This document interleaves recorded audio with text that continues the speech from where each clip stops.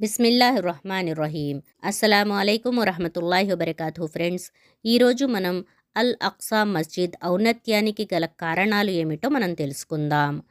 మొదటి కారణం, మహాప్రవక్త సల్లెల్లాహు అలైహి వసల్లం వారు ఒకే రాత్రిలో మస్జిదే హరాం నుండి మస్జిదే అక్సా వరకు తీసుకెళ్లబడ్డారు. ఆ తరువాత ప్రవక్త వారికి మేరాజ్ అంటే గగనయాత్ర చేయించటం జరిగింది. అల్లాహ్ ఖురాన్ గ్రంథంలో ఈ విధంగా తెలియజేస్తున్నాడు: తన దాసుణ్ణి రాత్రికి రాత్రే మస్జిదే హరాం నుండి మస్జిదే అక్సా వరకు తీసుకుపోయిన అల్లాహ్ పరిశుద్ధుడు.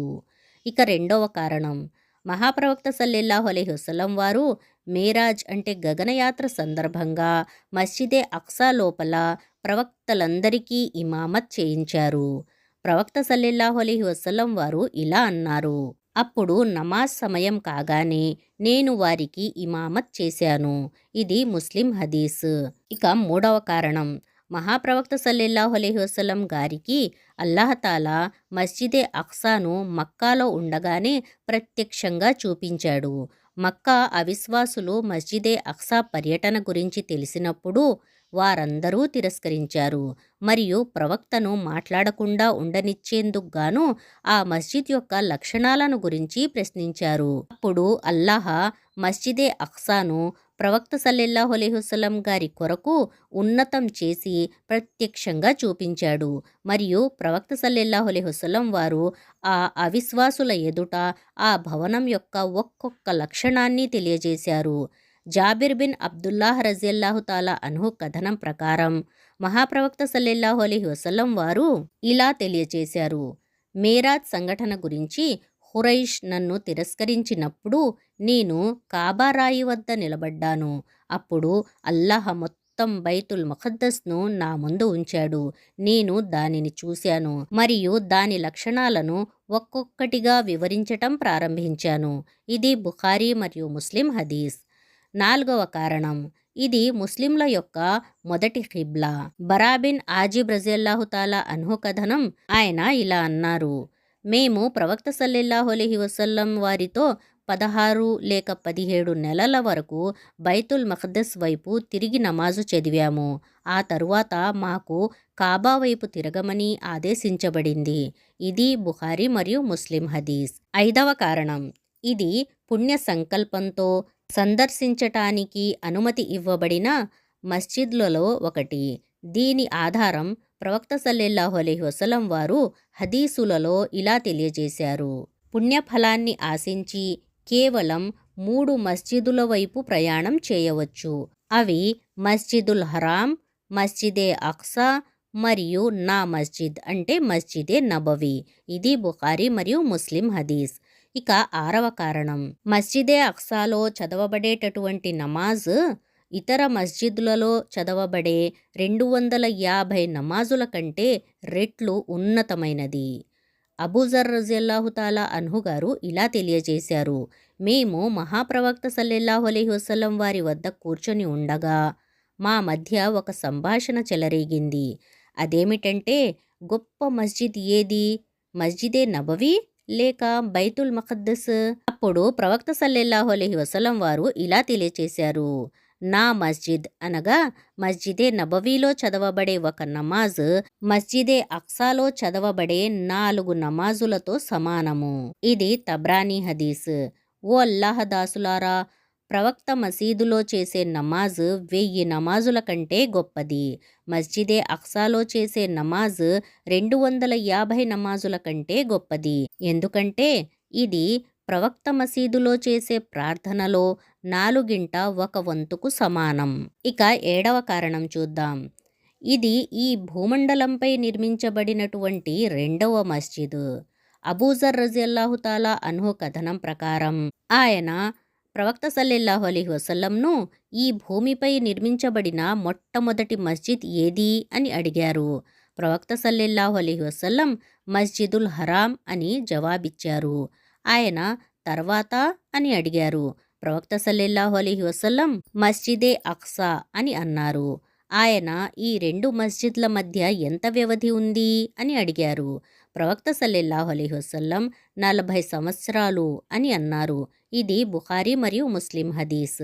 ఇక 8వ కారణం, దీనిని సులైమాన్ బిన్ దావూద్ అలైహిస్సలాం నిర్మించారు మరియు అందులో ప్రార్థించే వారి పాపాలను క్షమించమని అల్లాహను ప్రార్థించాడు. కాబట్టి సర్వశక్తివంతుడైన అల్లాహ ఆయన ప్రార్థనను స్వీకరించాడు. అబ్దుల్లాహ్ బిన్ ఉమర్ రజల్లాహు తాలా అన్హు కథనం ప్రకారం ఆయన ఇలా అన్నారు, సులైమాన్ బిన్ దావూద్ అలైహిస్సలాం బైతుల్ ముఖద్దస్ నిర్మించినప్పుడు అల్లాహను 3 విషయాల గురించి ప్రార్థించాడు. మొదటిది, ఓ అల్లాహ్, ప్రజల సమస్యల పట్ల నేను తీసుకునే నిర్ణయాలు నీ నిర్ణయానికి అనుగుణంగా ఉండే విధంగా చేయి. ఇది వారికి ప్రసాదించబడింది. ఆ తర్వాత అల్లాహను ఎవ్వరికీ ప్రసాదించబడని రాజ్యాన్ని నాకు ప్రసాదించు అని ప్రార్థించారు. ఇది కూడా వారికి ప్రసాదించబడింది. మసీదు నిర్మాణం పూర్తి చేసిన తర్వాత మళ్ళీ అల్లాహను ఈ విధంగా ప్రార్థించారు, ఏ వ్యక్తి అయితే కేవలం అందులో నమాజు చదివేటువంటి సంకల్పంతో వస్తాడో అతని పాపాలను క్షమించు.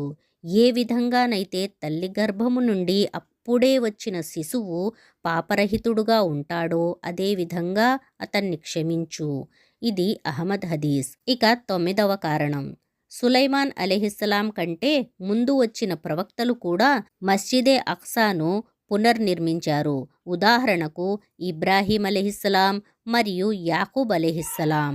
ఇక 10వ కారణం, మస్జిదే అక్సాను జయించిన వ్యక్తి 2వ ఖలీఫా ఉమర్ బిన్ ఖత్తాబ్ రజియల్లాహు తాలా అన్హు గారు. ఆయన పరిపాలనలో ముస్లింల సైన్యం అబూ ఉబైదా బిన్ జర్రా గారి నాయకత్వంలో క్రీస్తు శకం 636వ సంవత్సరంలో ఈ నగరాన్ని ముట్టడించారు. ముట్టడించిన 6 నెలల వ్యవధి తరువాత నస్రానీయుల నాయకుడు అన్నాడు, ఉమర్ బిన్ ఖత్తాబ్ గనుక ఇక్కడికి వస్తే మేము లొంగిపోతాము. కావున హిజ్రీ 16వ సంవత్సరం ఖలీఫా ఉమర్ రజియల్లాహు తాలా అన్హు వారు ఆ నగరాన్ని ఇస్లామియా నగరంగా ప్రకటించేందుకు గాను బైతుల్ ముఖద్దస్కు వెళ్ళారు. కావున ఆయన అదే ద్వారం గుండా మస్జిదే అక్సాలోకి ప్రవేశించారు. ఏ ద్వారం గుండానైతే మేరాజ్ రాత్రి ప్రవక్త సల్లల్లాహు అలైహి వసల్లం ప్రవేశించారు. ఆ తరువాత మెహరబే దావూద్ ప్రదేశంలో 2 రకాతులు తహియతుల్ మస్జిద్ చదివారు. తరువాత రోజు ఫజర్ నమాజులో ప్రజలకు ఇమామత్ చేయించారు. మొదటి రకాతులో సూరే స్వాద్ మరియు 2వ రకాతులో సూరే బనీ ఇస్రాయిల్ పఠించారు. ఆ తరువాత ఉమర్ రజియల్లాహు తాలా అన్హు వారు ఒక ఒప్పందాన్ని వ్రాశారు. అందులో సిరియా క్రైస్తవులకు సంబంధించిన నిబంధనలు నమోదు చేయబడ్డాయి మరియు ముస్లింలు నస్రానీలకు ఇవ్వబడేటటువంటి హక్కులు కూడా నమోదు చేయబడ్డాయి. మరియు ఇస్లామియా చట్టం క్రింద ఫలస్తీనాలో నివసించే వారు నెరవేర్చవలసిన మొదటి హక్కు ఏమిటంటే ఇస్లామియా రాజ్యాంగంలో ముస్లింల మధ్య శాంతి భద్రతలు మరియు గౌరవంగా జీవిస్తున్నందుకు గాను బదులుగా వారికి జీజ్యా అంటే పన్ను చెల్లించాలి. ఫ్రెండ్స్, ఇవి బైతుల్ ముఖద్దస్ యొక్క ఔన్నత్యానికి సంబంధించిన 10 ప్రత్యేకతలు. కాబట్టి ప్రతి ముస్లిం వీటి గురించి తెలుసుకోవాలి మరియు తమ సంతానానికి నేర్పించాలి. ఎందుకంటే ఫలస్తీనా సమస్య భౌతిక సమస్య కాదు, ఇది మన విశ్వాసానికి సంబంధించిన సమస్య.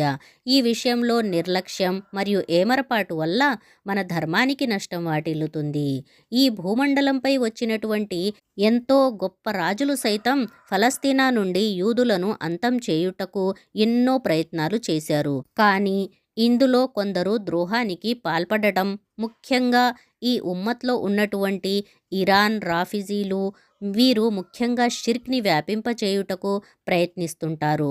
ఈ కారణంగా అంతం చేయలేకపోయారు. కానీ ఈ ఫలస్తీనాను ఉమర్ ఆ తర్వాత సలాహుద్దీన్ ఇద్దరూ జయించారు. అల్లాహ్ ఖురాన్ యొక్క శుభాలను మన జీవితాలలో వర్షింపచేయుగాక. ఆయన వివేకంతో కూడిన సూచనల ద్వారా హితబోధ పొందే భాగ్యం ప్రసాదించుగాక. అల్లాహ్ మనందరినీ క్షమించుగాక. మీరు కూడా అల్లాహను క్షమాపణ వేడుకోండి. నిశ్చయంగా అల్లాహ్ పశ్చాత్తాపం చెందే వారిని తప్పక మన్నిస్తాడు. ఫ్రెండ్స్, మీకు మా ఈ వీడియో నచ్చినట్లయితే లైక్ చేయండి, షేర్ చేయండి. మరిన్ని ఇలాంటి వీడియోస్ కొరకు ఖురాన్ వెలుగు ఛానల్ని సబ్స్క్రైబ్ చేయండి. జజాకుముల్లాహు ఖైరన్ కసీరా. అస్సలాము అలైకుం వరహమతుల్లాహి వబరకాతుహు.